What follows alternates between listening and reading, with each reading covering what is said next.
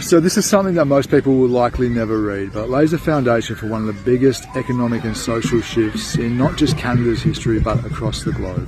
It's called Bill S-206, and on the surface it looks quite harmless, almost a little compassionate, a national framework for a guaranteed livable basic income.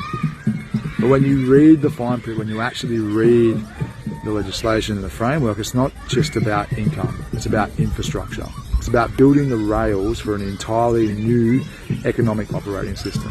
So here's what this bill actually does. It forces the Minister of Finance to create a national system, not a pilot, not a trial, a permanent framework that applies to every person aged 17 and up.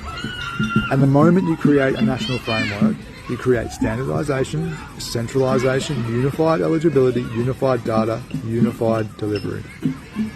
This is the skeleton of a nationwide income distribution network.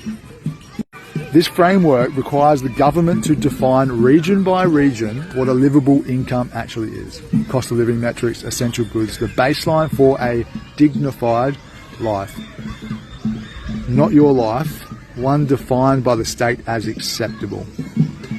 Now, for some people that may sound good until you realise this.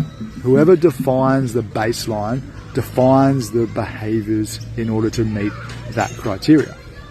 The next thing the bill does, it removes work requirements entirely. You don't need to be in education, training or the labour market to qualify. Now that's not compassion, that's creating dependency. It is creating a population financially tied to a single federal pipeline.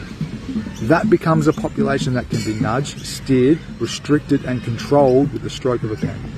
This framework requires the minister to meet with ministers from every industry, creating a unified interface between identity, benefits, health, data and financial distribution.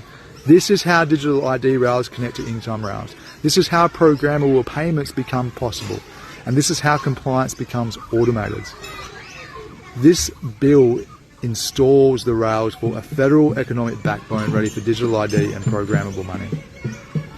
And also a population financially tied to a single central system.